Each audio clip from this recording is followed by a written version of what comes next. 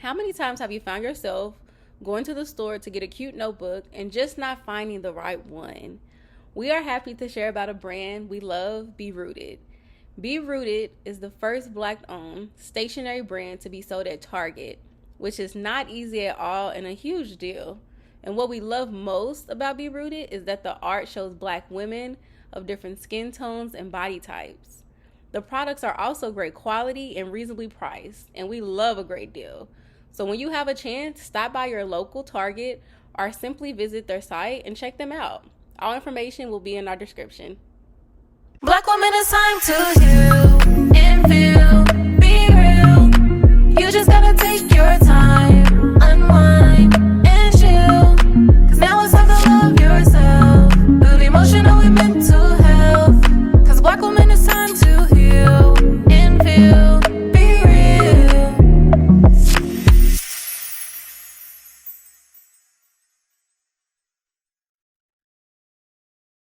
Hey y'all, we're back with another episode of Black Women Healing Podcast, and today we have another special guest. And as you all can see, we are in WCF studio, which we're always excited to be here.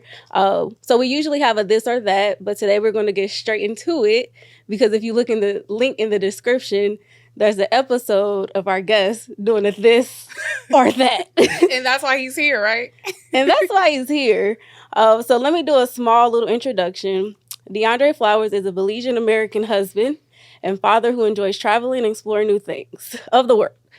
Deandre is committed to being the best person he can be and continues to strive through adversities by being a role model to those around him.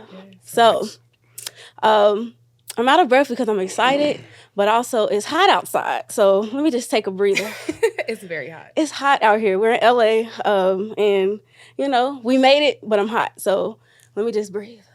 Well, you look good. Thank you. I love the thank all you. white. You know, it's just something about it. Thank you. Yeah, I feel like I'm supposed to be in church today. You know, that's what I'm giving. But thank you. I appreciate it.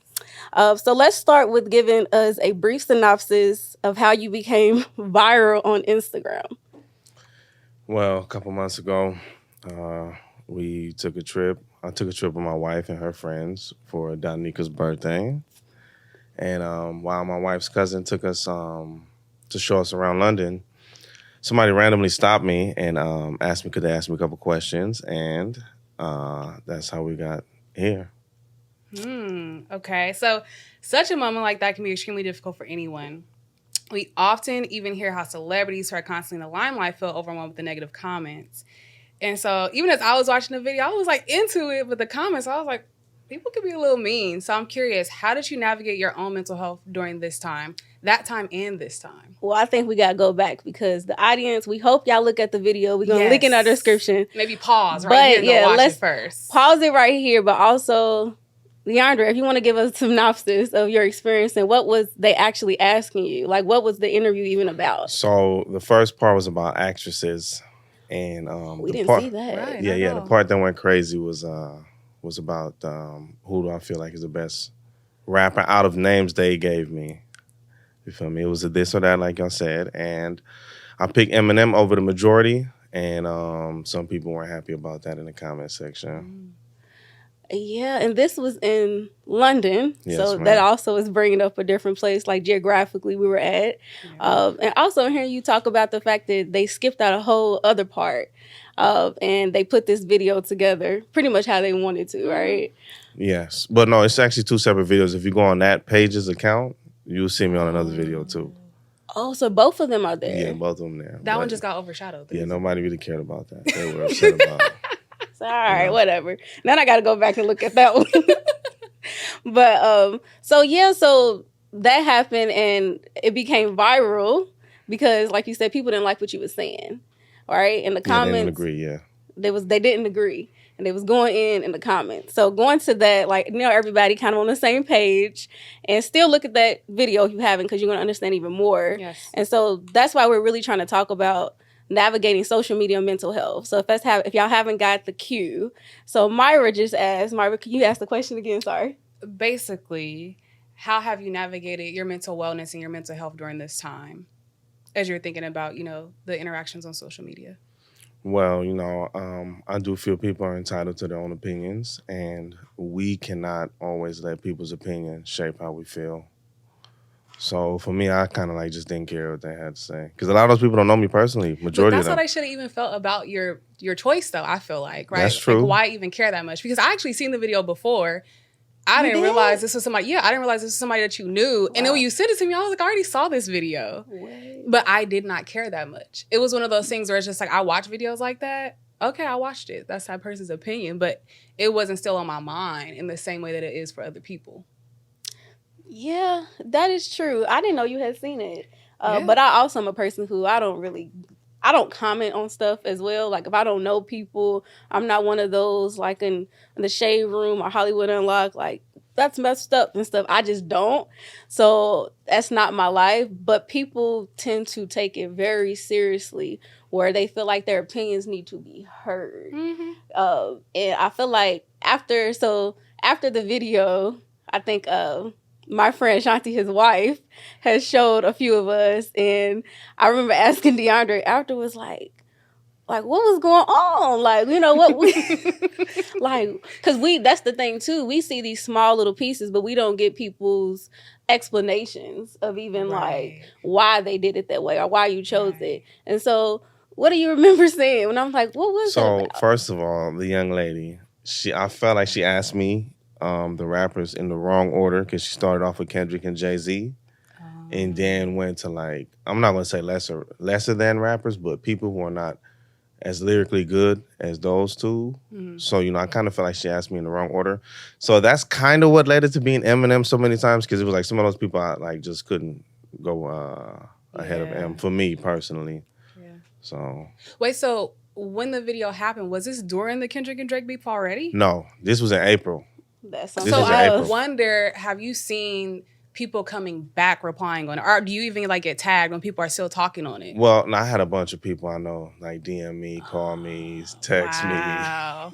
This is after the beef happened? me. Well, nobody even really brought up the beef to me. Ah, okay. Yeah, nobody. I don't know if they know that was in April or what, but nobody really brought up the beef. They just brought up. Some people were just upset that I chose him over like Lil Wayne. even like and your stuff friends like and that. family and stuff too. Yeah. Dang. So But that they should make that fun though. Like I feel like y'all should Yeah, have they a were making family fun of me. redo They of were it of making like fun of a me. That's new true. one. That's true. But I mean, I do think that, and it's everybody should and can have an opinion. But I feel like when we talked about it, when I was like, what was going on? And you was like, well, they said lyricists. Yeah. They're talking about that's very specific. different. It's very Yes. different. And so when I'm like, dang, that is different. Like, we want to talk about an artist, right? So like, when, at least for me, when I even think of like Tupac, I'm thinking like that's culture, that's artistry, that's an entertainer, like all these pieces. But if we want to talk about like just straight lyrics and none of that other stuff mattered, I mean, if you think of it, Eminem, he Yes. can rap like as far as a lyricist, you know. So Palms it's like, are sweaty. Wait, no, palms are sweaty. Last week's mom spaghetti. I'm nervous, but on the surface, I look calm and ready. you see what I'm saying? Yeah. She knows that. If they had asked who had the biggest impact on hip hop, it would have definitely been a different answer. Oh yeah. See what I'm saying? This is that piece of like, we don't get the explanations. We just get these snapshots. Right. And then people just go in. But like, when we do get this, and it really shouldn't matter, because at the end of the day, even if you didn't explain, it is the fact, like Myra was saying, this is your opinion. Like, Right. how does that really impact me where I need to go comment? And there's levels to it. And I do want to ask, well, this talks about a positive. I want to hear, like, what was a negative comment that stood out to you where you was just like, yo, like, whoa. Or you was like, So wow. it was a lot that made me laugh. One of them was, if I remember correctly, it's no way this is a Black American. He has to be a first generation African. That was one. Yeah, that was one that was crazy. Another one was oh, he got to be brainwashed. He's gonna choose anything that resembles his slave owner. That one was crazy. Sheesh. Another one was, oh, he definitely likes white boys. Those were the three that had me, I'm not gonna lie, So- laughing the most. Oh, you was laughing. Yeah, because I mean, it's like I said, these people don't know me, so their negative comments can't really affect me. Jeez. Because they don't know me like they're personally. so far from who I am. Yeah, definitely. Like, Thank how you you, coming definitely. up with this? But that. I mean, I'm glad that you can laugh at it. But some people, that sound like very hurtful, especially like that. It's that race and like colorism, all that piece like coming in, like bringing up our ancestors who haven't been enslaved and stuff. Like, what does that have to do with this? Like that I'm talking about, you know? Yeah. But I'm happy that you didn't let it get to you. And that was something I was so impressed by. That's why I was like, oh, we have to have him on, because everybody can't take that and just be like, well, whatever. You know what I'm saying? You was laughing. People will want to make several videos explaining themselves. That's actually usually what happens. And I know they feel the need to. You didn't even ask to be on here, and I know you wouldn't have if I wouldn't have asked you to. But I felt like it was I feel like, we need to talk about this, of how you was able to navigate that, because people be thinking about even suicide off of stuff like that. Yeah. I just feel like you got to be true to yourself, man. And you can't let people shape how you feel about yourself or even change your opinions on things. So for me, it was just like a regular day. I mean, I have debates with people on certain things, and we agree to disagree. So I mean, you be going back on the social media? No, I'm just talking about in general. Oh, okay, in general, yeah. So I mean, because people could do this about anything: basketball, football. I mean, that's true. Yeah, and now that I am kind of thinking of it, I do feel like Black men, y'all do have more debates about music, sports, like those things typically. So it's like, this is not completely like you've never seen this before. Yeah. So yeah, that's why it wasn't that crazy for me. I mean, I do this all the time. But as you think about the negative comments on the flip side, were there any positive comments that stood out for you? Oh, it was a whole lot. Okay. It was a whole lot. It was kind of like half and half. Okay. A lot of people agreed with me. And they had some nice things to say. Yeah. And so I mean, it wasn't as bad as people would think. Yeah. The negative comments were bad, but like I said, you can't let it affect you. Very true. Very true. Yeah. Is there a positive comment that stood out to you that you remember? Somebody said, "I'm happy for this dude for sticking to his opinion and his thoughts." I saw that comment. He did. Yes, I liked it. He said he applauded me for that, and he said I have his support. So yes, yeah, I love that. Yeah, definitely. So in thinking of this, so you already kind of talked about a little bit about, you say your life is separate from social media, but how do you personally separate that? Like, is it some things you do where you limit your social media, or do you look at that video every day, or have you only seen it a few times? I only seen it like once or twice. Like, dang. I seen it you the first unbothered. day. Yeah. Yeah. So the thing was, I just recently made an Instagram, maybe like 2-3 weeks ago, and then the video went viral like a day or two after. So I had a bunch of people just send it to me. I just went over the comments, laughed, and yes, some friends and families, everybody was walking up to me saying Eminem or crazy stuff, but it was nothing too much. Like, yeah. So for as far as separating it with my regular life, I don't take social media too seriously. I think people should use it as like an escape, I guess, from real life. Go on there, watch some videos about like what's going on in the world, or whatever's trending, and then you just go back to your regular life. I don't feel like you should take that with you, like Yeah, that right there.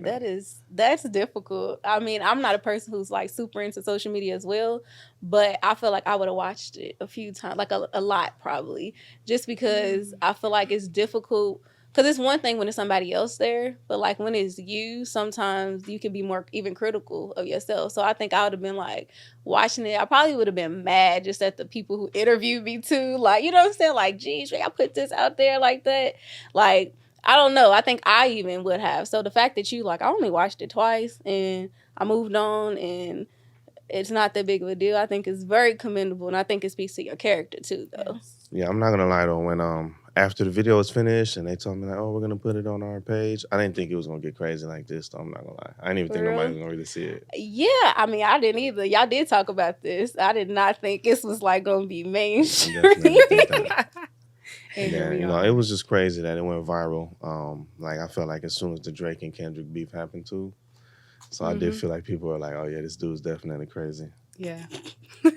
But like, as we recap on the conversation, it hasn't changed your interactions with family and friends, is what I'm hearing you say. No. Okay. No, they was just poking at me though. Okay.